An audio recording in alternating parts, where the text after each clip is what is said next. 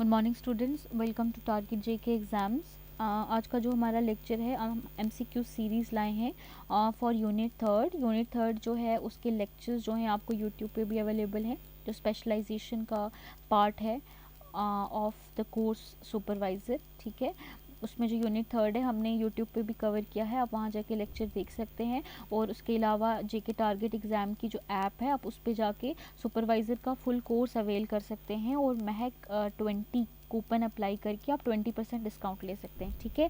तो आज unit third की कुछ इंपॉर्टेंट एमसीक्यू सीरीज़ हम आपके सामने लेकर आए हैं। अगर आपके लेक्चर से कुछ छूट गया हो तो आप इन सीरीज़ के थ्रू कवर करके उस टॉपिक को कंप्लीट कर सकते हैं, ठीक है। चलिए गाइज हम इसको स्टार्ट करते हैं। देखिए सबसे पहले बहुत इजी आपके सामने ऑब्जेक्टिव है, that is universal declaration of human rights, ठीक है। हम सबको पता है कि कब हुआ, दैट इज़ 10 दिसंबर 1948, ठीक है। ये जब होता है तो यहाँ बताया गया है कि किसके द्वारा ये रेजोल्यूशन लाया गया था, that is UN general assembly resolution, ठीक है। ये एक ट्रीटी नहीं थी, सिक्योरिटी काउंसिल के द्वारा भी ये रेजोल्यूशन नहीं लाया गया था, ये एक जनरल असेंबली के द्वारा रेजोल्यूशन पास किया था ऑन 10 दिसंबर 1948, ठीक है। उसके बाद दूसरी इंपॉर्टेंट चीज़ है कि एमनेस्टी इंटरनेशनल ऑर्गेनाइजेशन जो है वो वॉलंटियर कंपेन करती है। किसके लिए करती है? देखिए सबसे पहले एमनेस्टी इंटरनेशनल ऑर्गेनाइजेशन जो है ये एक एनजीओ है, ठीक है, और ये इसका यूके के अंदर इसका हेडक्वार्टर है, ठीक है। ये जो है ये human rights all over the world के लिए कंपेन करती है, again important objective.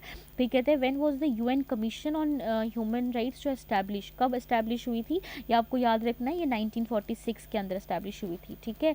First country कौन है जिसने वोटिंग राइट्स जो है सब ग्रुप ऑफ पीपल को दिए, that is New Zealand. All of you know New Zealand is the country which has given the voting rights to all the people. New Zealand पहली country है, ठीक है।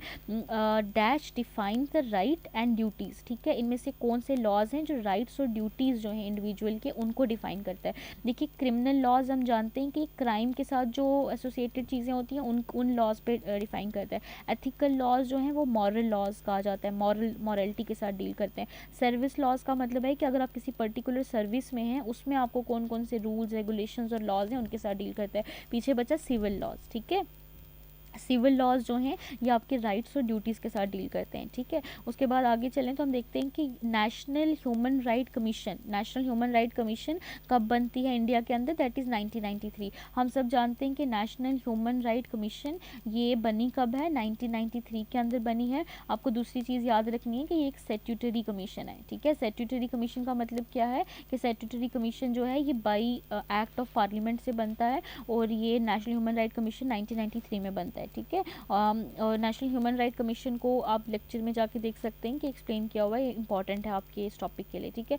Who adopted the landmark document, इनमें से किसने landmark document जो है वो अडॉप्ट किया था यूनिवर्सल डिक्लेरेशन का, ठीक है। हम सब जानते हैं कि वो कौन है, यूनाइटेड नेशन ऑर्गेनाइजेशन, ठीक है। यूनाइटेड नेशन ऑर्गेनाइजेशन जो है 1945 में बनती है वर्ल्ड वॉर 2 के बाद, ये मैं एक्सप्लेन कर चुकी हूँ आपको लेक्चर में, ठीक है।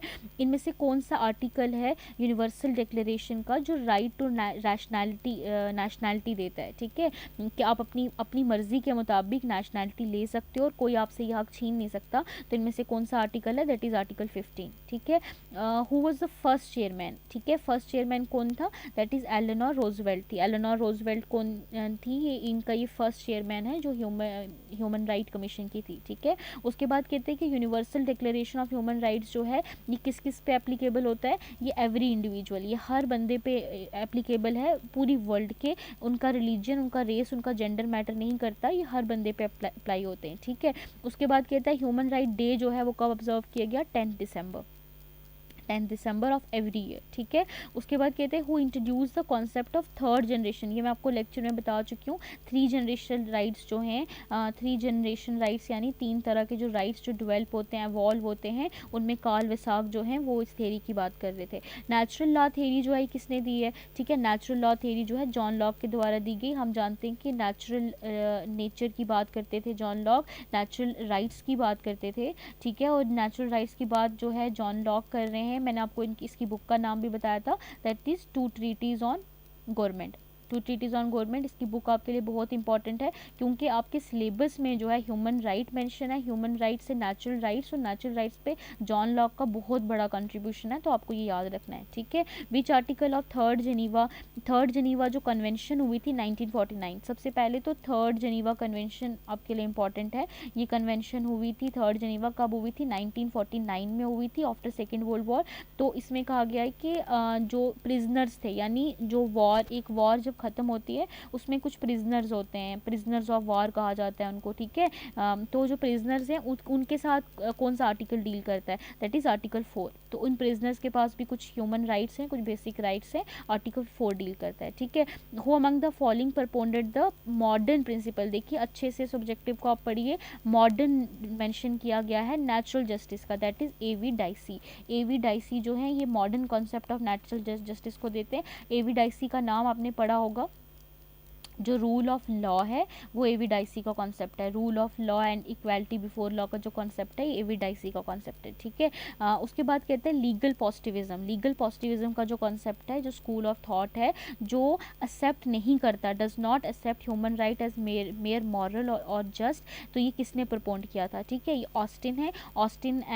ऑस्टिन ऐसे थिंकर हैं जो कहते हैं कि ह्यूमन राइट्स जो हैं वो सिर्फ मॉरल और जस्ट बिहेव या राइट्स नहीं है। तो ये लीगल पॉजिटिविज्म का जो कॉन्सेप्ट है ये हमारे पास ऑस्टिन देते हैं। फिर कहते हैं which of the following are moral principles, इनमें से कौन से मॉरल प्रिंसिपल्स और स्टैंडर्ड्स हैं जिनको लीगल राइट्स प्रोटेक्ट करते हैं? वो ह्यूमन राइट्स हैं। लीगल राइट्स होते हैं जो मैं आपको बता चुकी हूँ कि लीगल राइट्स जो लॉज के द्वारा हमें प्रोवाइड किए जाते हैं, और इनको प्रोटेक्ट, इनका काम क्या होता है कि ह्यूमन राइट्स को प्रोटेक्ट करना, ठीक है। उसके बाद हम देखते हैं कि जस्टिस दुर्गा दास बासु, अगेन है वेरी इंपॉर्टेंट नेम।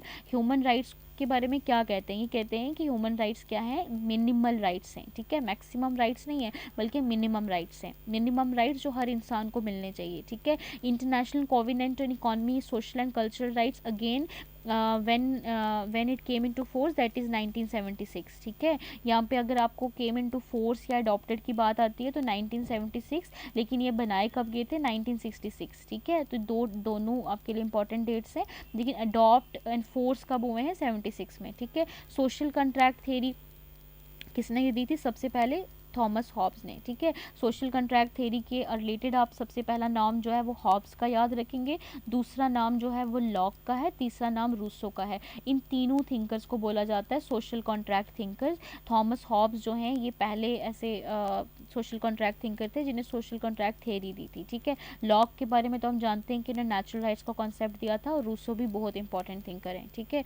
उसके बाद हम कुछ इंपॉर्टेंट थिंकर्स के बारे में भी पढ़ लेते हैं जिनका ह्यूमन राइट्स के साथ रिलेशन है। देखिए इसमें कहा जाता है कि who is often considered as the key proponent, इनमें से सबसे इंपॉर्टेंट ऐसा कौन सा फिलोसफर है जो नेचुरल राइट्स के साथ जुड़ा हुआ है, ठीक है, और जिसने बाद में ह्यूमन राइट्स के जो बेसिकली नेचुरल राइट्स के जो नेचुरल राइट्स दिए गए थे उन्हीं से हमने ह्यूमन राइट्स के कॉन्सेप्ट लिया। तो इनमें से कौन सा थिंकर है? आप सब जानते हैं, दैट इज़ जॉन लॉक, ठीक है। उसके बाद कहते हैं अकॉर्डिंग टू जॉन लॉक के मुताबिक नेचुरल राइट्स में क्या क्या आता है? हमने पढ़ा था नेचुरल राइट्स जो हैं जॉन लॉक के लाइफ, लिबर्टी और प्रॉपर्टी आती है। लेकिन इसमें एक और बात कहते हैं जॉन लॉक कि अगर आपको ये तीनों नहीं मिलते तो आप रेवोल्यूशन कर सकते हैं, ठीक है। तो इसलिए रेवोल्यूशन भी कहीं ना कहीं नेचुरल राइट्स का पार्ट बन जाता है। तो इसमें ऑल ऑफ द अबव आता है, ये भी है and all of the above है, ठीक है। विच थिंकर जो है वो पॉजिटिव राइट्स के साथ एसोसिएटेड है, उनने पॉजिटिव राइट्स का कॉन्सेप्ट दिया है, और उन्होंने कहा है कि सोशो इकोनॉमिक राइट्स जो हैं उनको वो इम्पॉर्टेंट है, और एक्सेस टू रिसोर्सेज भी इम्पॉर्टेंट है। तो इसमें फ्रैंकलिन डी रोजवेल्ट आते हैं, ठीक है। रोजवेल्ट, इन्हीं की वाइफ जो एलेनोर रोजवेल्ट है वो हमने देखा कि वो चेयरमैन थी ह्यूमन राइट कमीशन की, और इन्होंने पॉजिटिव राइट्स के बारे में कहा था, इकोनॉमिक राइट्स और एक्सेस टू रिसोर्सेज को इंपॉर्टेंट कहा था, ठीक है। इनमें से कौन से जिन्होंने आइडिया दिया है सोशल कॉन्ट्रैक्ट का as the basis for human rights, इन्हें बोला कि सोशल कॉन्ट्रैक्ट बहुत इंपॉर्टेंट है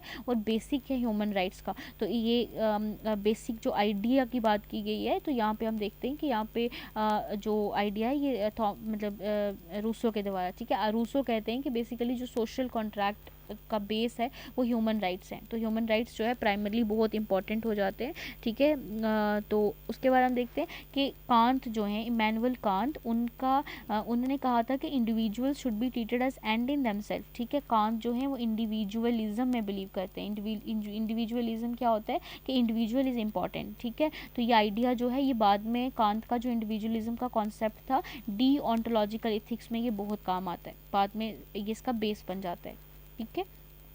आगे चलते हैं। आगे हम देखते हैं कि Mary Wollstonecraft is recognised for her. सबसे पहले देखिए मैरी वॉलस्टोनक्राफ्ट जो है इनको बोला जाता है मदर ऑफ फेमिनिज्म, ठीक है। मदर ऑफ फेमिनिज्म कहा जाता है। फेमिनिज्म एक ऐसी अप्रोच है, ऐसी थेरीज इसमें दी जाती हैं जिसमें वुमेन राइट्स को बहुत ज़्यादा सपोर्ट किया जाता है, ठीक है। वुमेन राइट्स की बात की जाती है। और मदर ऑफ फेमिनिज्म कौन है? मैरी वॉलस्टोनक्राफ्ट, ठीक है। मैं आपको बता चुकी हूँ किसकी बात करती हैं, वुमेन राइट्स की बात करती हैं। इसमें से कौन सा थिंकर है, विच थिंकर फिलॉसफी जो है वो राइट टू फ्री स्पीच की बात करता है, फ्री स्पीच, ठीक है।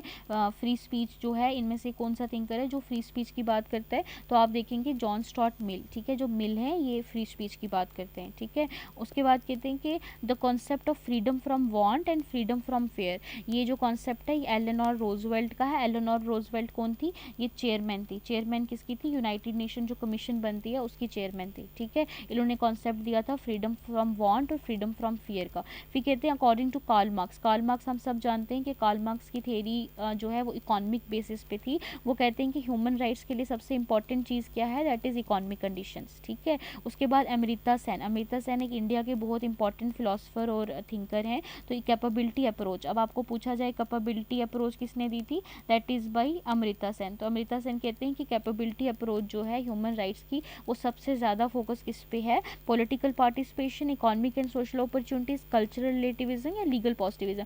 इसमें आता है economic and social opportunities. Basically capability approach Amrita Sen की क्या थी? ये कहते थे कि आप किसी को इकोनॉमिकली भी और सोशल अपॉर्चुनिटीज़ दो, और जब आप वो अपॉर्चुनिटीज़ उसको दे देते हो तो उससे उसकी कैपेसिटी बिल्ड हो जाएगी और फिर जो वो करना चाहता है वो करेगा, ठीक है। इसी को वो इक्वालिटी कहते थे, ठीक है। मतलब मैं आपको छोटी सी एग्जांपल दूं, जैसे कोई गरीब बच्चा है, बहुत गरीब है, वो स्लम में रहता है। अब स्लम में जो बच्चा रहता है आप उसको इकोनॉमिक कंडीशन अच्छी करो, ठीक है, उसको आप सोशल कंडीशंस अच्छी दो, तो इसको हम बराबरी कहेंगे। आप उसकी कैपेसिटी बिल्ड करो, उसके बाद वो अपनी लाइफ में अच्छा करेगा, वो जो करना चाहता है वो करेगा। इसी को अमृता सेन इक्वालिटी का कॉन्सेप्ट देते हैं, ठीक है। इस तरीके से आपकी आज के जो MCQs कुछ MCQs हैं ये मैंने आपके सामने लाई। इस तरह से कुछ चीज़ें जो लेक्चर में छूटी हैं वो आपके MCQs के थ्रू कवर हो जाएंगी। अगर आप हमारा पूरे लेक्चर्स देखना चाहते हैं तो वो यूट्यूब पे भी आप जाके देख सकते हैं, और उसके बाद आप ऐप जो है टारगेट JK एग्ज़ाम की वो डाउनलोड करके आप हमारा पूरा कोर्स जो है अवेल कर सकते हैं, which is provided by all the experts of the subjects, and we will come with next MCQ series. Thank you.